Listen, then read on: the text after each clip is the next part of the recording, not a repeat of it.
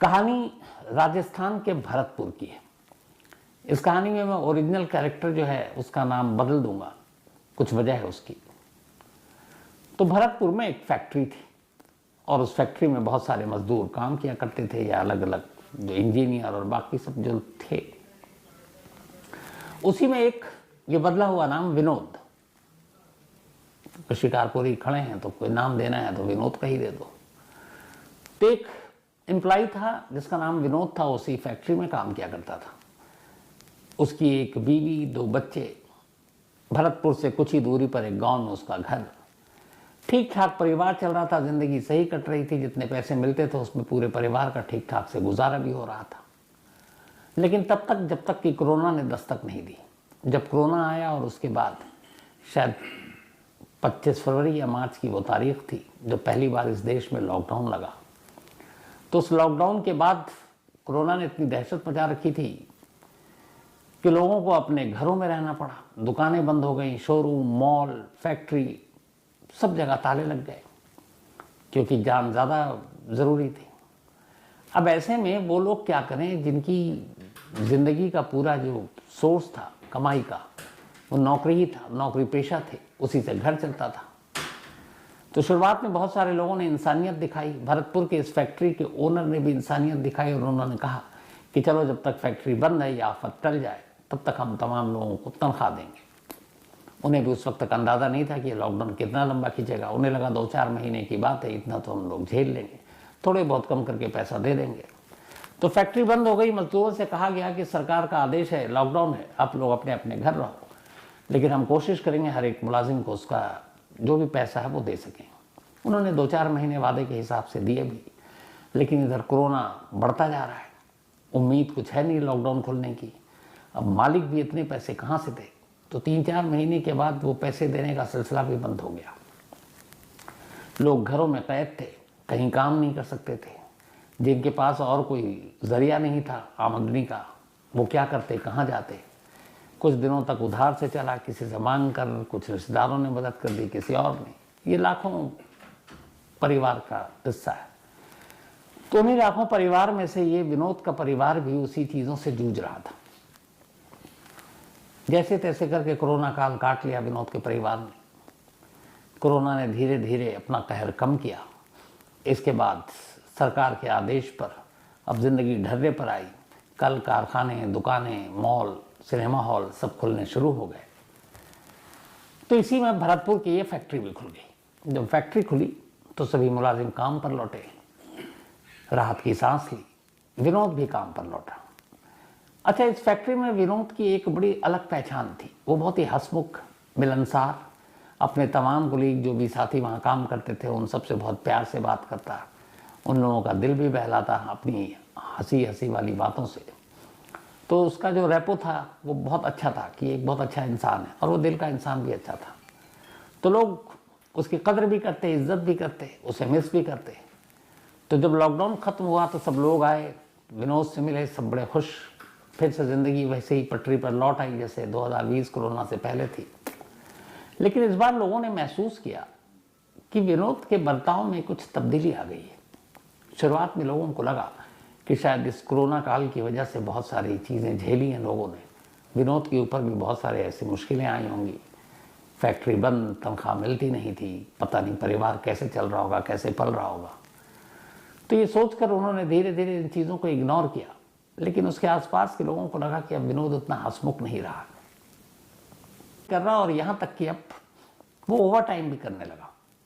उसने अपने मैनेजर से कहा कि जो भी काम है, अच्छा फैक्ट्री में अब काम शुरू हुआ था तो काम बहुत था। तो बहुत सारे ऐसे मजदूर होते हैं या काम जो कर्मचारी हैं वो होते हैं जो ओवर टाइम नहीं करते क्योंकि थक जाते हैं।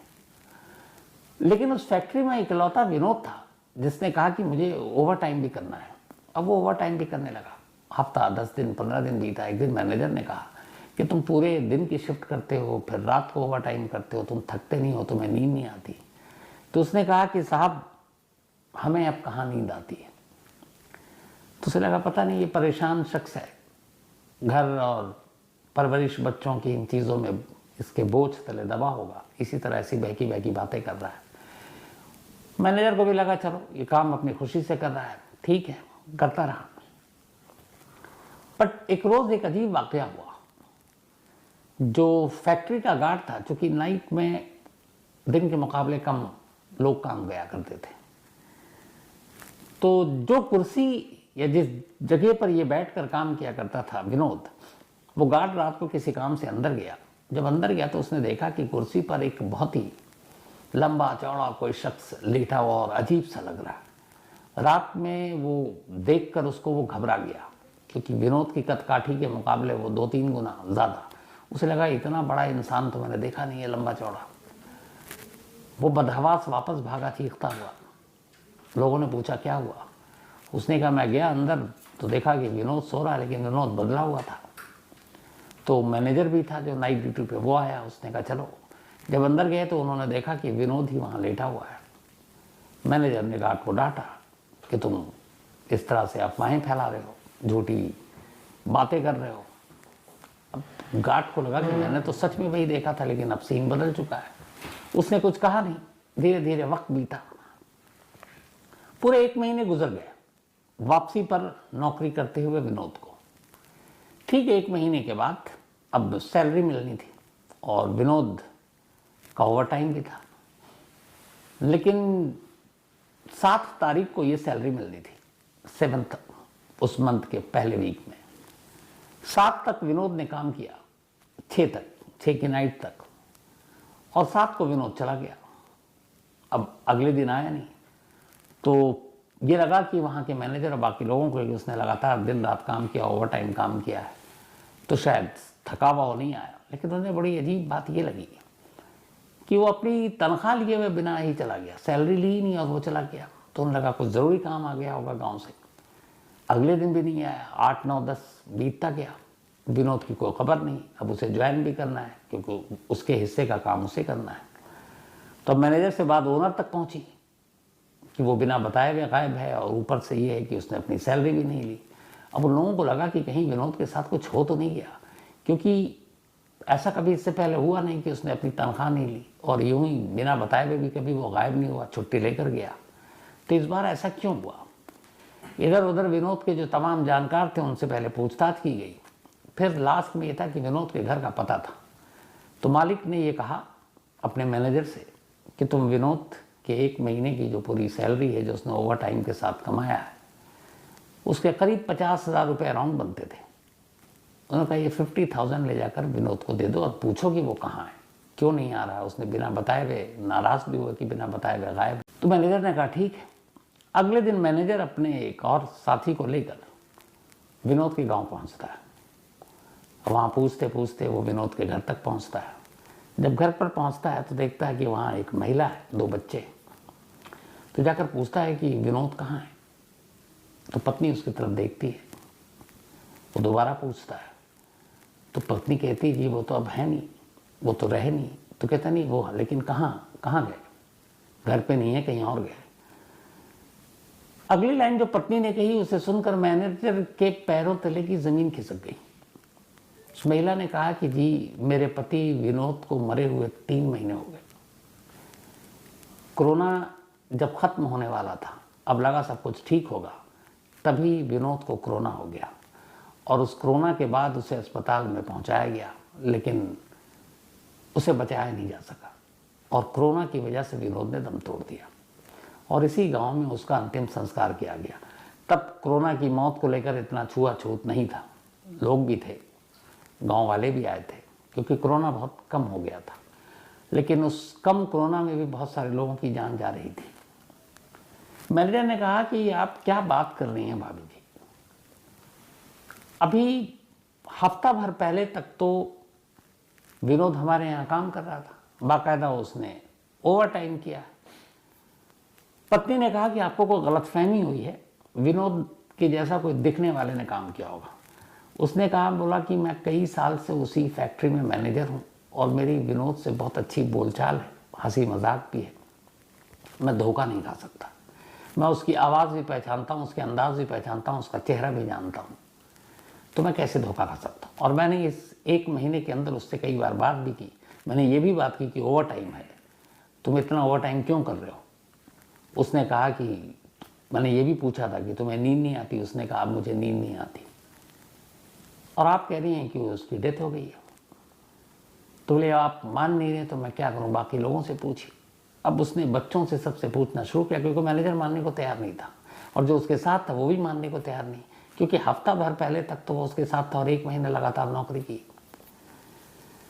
कुछ और लोग आए, उन्होंने मैनेजर को बताया साहब 3 महीने पहले की बात है जब विनोद की डेथ हो चुकी थी कोरोना की वजह से।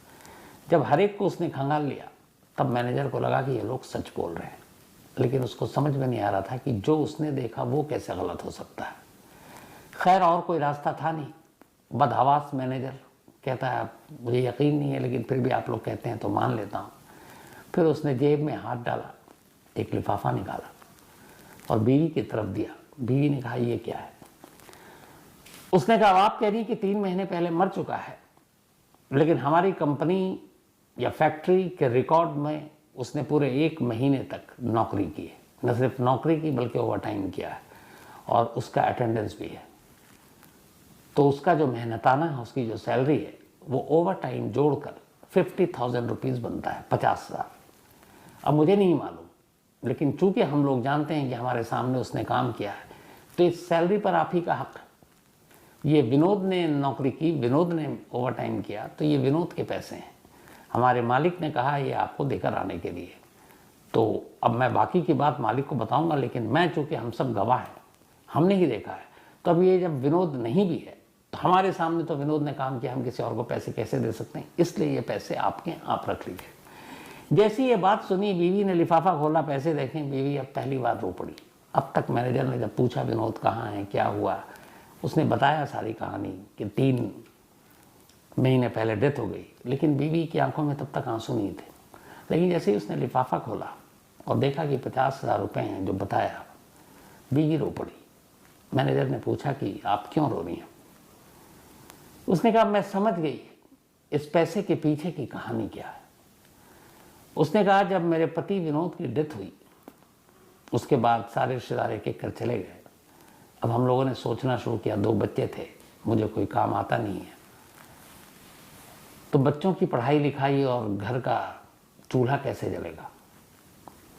कोई मदद करने को आएगा भी नहीं, और बाकी लोग ऐसे थे कि उन्होंने मदद भी नहीं की। तो मैं बड़ी परेशान थी और दोनों बच्चों को लेकर कि वो ऐसे इस उम्र में चले गए कि अब घर का क्या होगा। तो मैं एक दिन अपने बच्चों से रोते हुए ये बात कह रही थी कि अगर कोई हमारी मदद कर देता और हमें 40-50,000 रुपये दे देता तो हम इसी घर के बाहर एक छोटी सी दुकान खोल लेते और उस दुकान से हमारा घर चल जाता। विनोद ने ये बात सुन ली। अब विनोद का मतलब उसकी आत्मा ने, और उसने कहा कि देखिए ठीक 40-50 बोला था मैंने और आपने 50,000 ला कर दिया। मैनेजर ने कहा कि अगर वो ओवर टाइम ना करता तो शायद 35 से 40 के बीच में उसकी सैलरी बनती, पर ओवर टाइम करने की वजह से अराउंड 50,000 मिला। अब मैनेजर को ये बात समझ आई, वापस गया, उसने मालिक को सारी कहानी बताई। फैक्ट्री में कोई मानने को तैयार ही नहीं था कि विनोद पिछले 30 दिन से यहाँ काम नहीं कर रहा था, लेकिन जब उसकी पत्नी की कहानी सुनी तब लोगों को यकीन हुआ और हर एक ने माना कि वो विनोद की आत्मा थी जो पिछले 30 दिनों से यहाँ काम कर रही थी, सिर्फ इसलिए कि वो उतने पैसे कमा सके जो अपनी बीवी को दे सके और बीवी उससे एक दुकान खोल सके जिससे वो और उसके बच्चे पल सकें। तो एक पति जो मर गया फिर भी अपने परिवार के लिए इतना सोचा, किया और फिर जो ख्वाहिश थी बीवी को उसको पूरा किया।